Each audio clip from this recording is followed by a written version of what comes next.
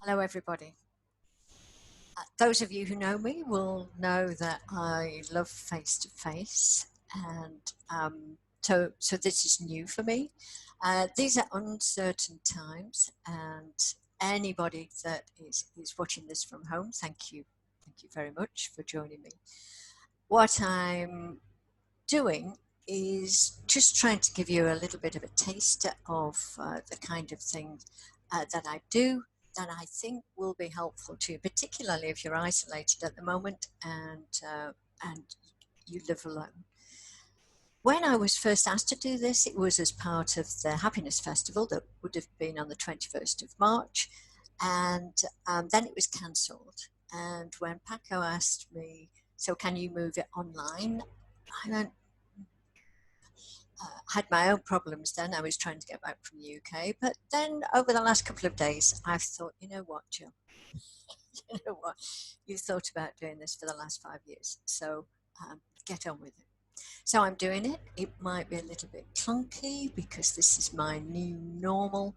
When I change over from this onto the slides, it will be evident. So the thing is, I'm starting from where I am. And when we start anything new, we have to start from where we are, and it won't be perfect.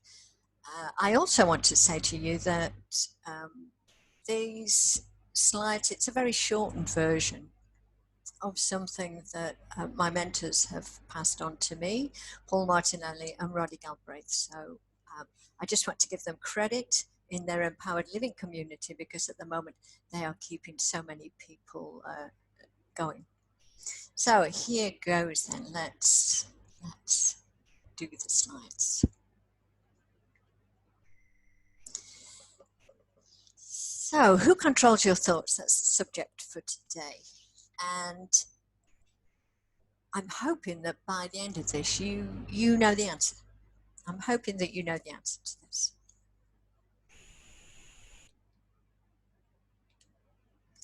And I have no clue. Here we are. So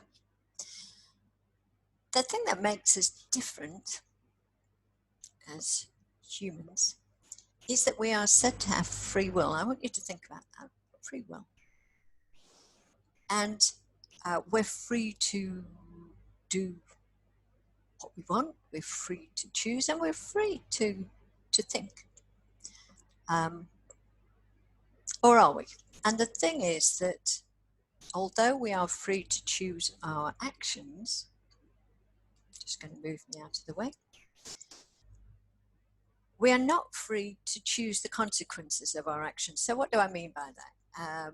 I know a few managers who are trying to do the right thing with their teams, for example, and they have done something that they think would be really good.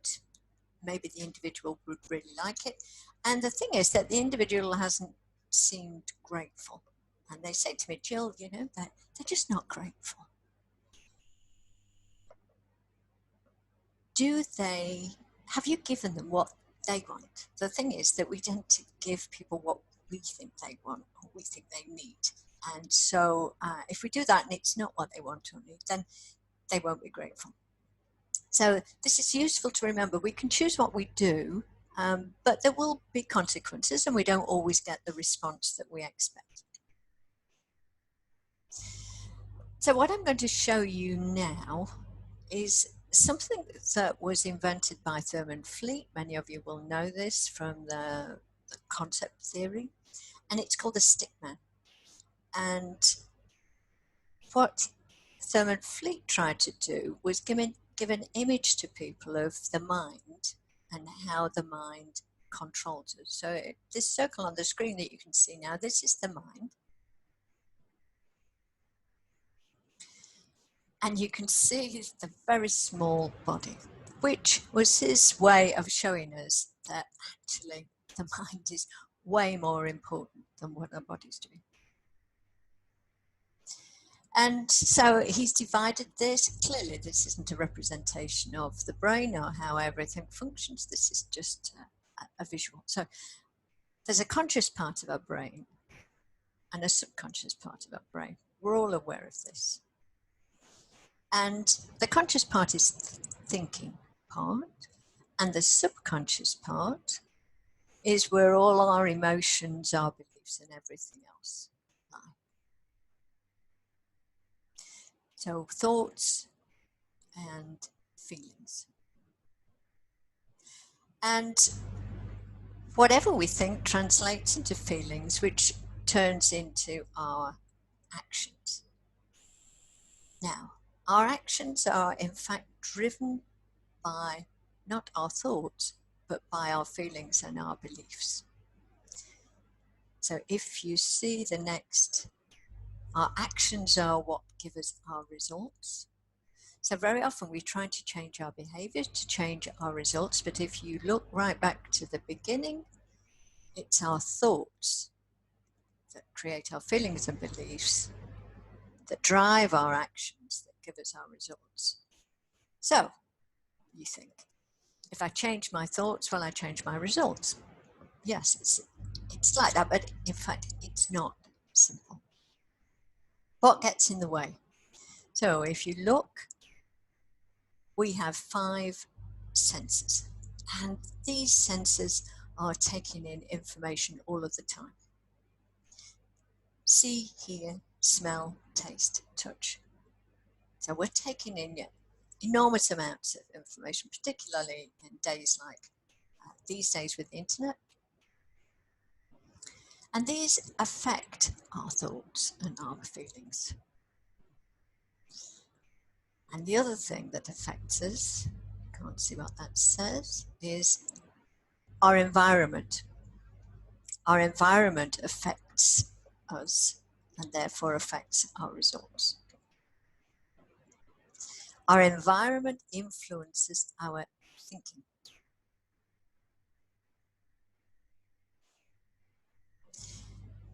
The thing is, we weren't born with both parts. We certainly weren't born with the reasoning part. So if you look at this picture, it's just got the subconscious. So from birth to around the age of 7, really, children are just, we say they're like a sponge. What do we mean by that? We mean that they just take everything in. If we put them in an environment like in Luxembourg, where it's common for people to speak 4 languages, it's common for people to speak even 6 languages if a couple have come in from 2 different countries and then they learn the 4 languages of Luxembourg. And so we absorb, and it's great that we don't have that thinking part, because when we're trying to learn something new, it's the thinking part that gets in the way. If we had a thinking part when we were learning to walk, we'd look and we'd think, well, that looks so difficult. I'm not sure I can do that. Whereas up to the age of 7, we don't reason it out, we don't question, and we just accept. Which is a great thing for learning. But it's not necessarily a great thing for all learning, because think about it, you've got your environment, so you are getting everything from around you. So we pick up our language, we pick up our accents. Apologies, I can't get rid of my accent, it's Nottinghamshire. We pick up our thoughts, we pick up our beliefs. One thing I heard Bruce Lipton say was that our beliefs, when we're young, we hear people talking about those people, and we might not even know who those people are, but we certainly learn what our reaction should be to those people. So this is a way that we've got racism and bigotry and everything else that just goes into our subconscious. So thoughts, ideas, attitudes, beliefs, opinions, positions, prejudices. Heroes, villains, fools, we're absorbing everything. Different books, TV shows. When I was young, of course, we had one TV, one screen in the house, and we all had to watch usually what my dad wanted to. So I was absorbing everything that were his choices, his preferences. So think about it. We were conditioned. We were conditioned. We were programmed. And today we are running on those programs. Is it sensible when you think about how old you are that you could well be running on a program you picked up when you were 6 years old or when you were 19 years old, or we get these programs all the time. When I say 19, of course, we get a new program from something that happens that causes us fear. Maybe we see a snake or we see something, or we see a response. We can have a new program. We can be in some kind of airplane malfunction, um, that changes what we believe and how we think. So we've got this conditioned mind. So I ask you, free will? Do we really have this free will? We possibly think we have free will. We're making all kinds of choices, we think, but choices based on our conditioned mind. Conditioning influences our thinking. So how do we change? This is a very, very quick run through. A few ideas that I've come up with, and ideas that I've tried and tested. And in fact, only these last few weeks from coaching clients, I've heard the difference that these can make.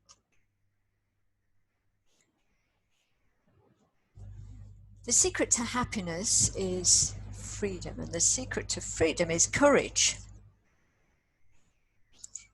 So to change our programming, we need this.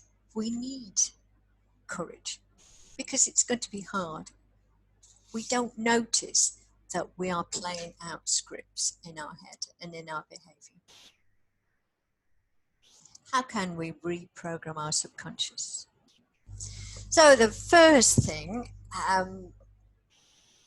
my coaching clients will know that I use this a lot. This is I am. I ask people to complete an I am list. And what does that mean? That means write down words that you want to be. And if we want to become them, we have to talk about as if they're already there. So we're using the present tense. So I am strong, I'm resilient, I'm educated, I'm intelligent, I'm attractive. Okay, you can think whatever you want to think. Sometimes people stumble because they say, yes, but I can't say that because I'm not that. I'm not 100% that. And first of all, no, we're not. We are aspiring to be.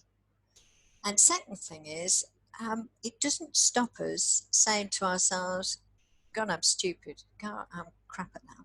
We're not 100% of that either, but we tell ourselves that. So this is a way to reprogram our mind with this list. And it takes time. It's a new muscle. And you need to have a list of these and you need to say them regularly. Certainly daily, at the beginning more than once a day. I am. A short story, I worked with somebody and one of the things that they were asked to say was, I am enough. And a few weeks later, in a normal coaching conversation, I said to them, do you realize that you've said to me 4 times now, I'm enough? And they thought about it. And for me, that was an example of how they had been telling themselves something in the conscious brain, they'd been repeating it, and now it was coming out as a belief. So for me, it's going into that subconscious part of it, and it's being expressed as a belief. a very clear belief. I am enough. So, number 2, journaling. Journaling. Some of you will do this already. I started journaling when I was going through an extremely difficult time about 30 years ago, and nobody told me to, but I was alone. I was home alone with 3 children under 5, and in the evenings there was certainly no internet, and what could I do to keep myself sane? I had a book and I just downloaded all of my thoughts, and it's quite cathartic. You just are letting go all the things that are in your brain. So journaling is just about writing, and I'm not going to say any more about that, but there is a way to journal. Third thing that I suggest that you do is gratitude. We tend not to notice the positives in life. We notice the negatives. Why? Because we've been geared up and it keeps us safe. So trying to reprogram our mind so that we see the positives, it's useful to find 3 things every day that we are grateful for. 3 things that we are grateful for, and write them down.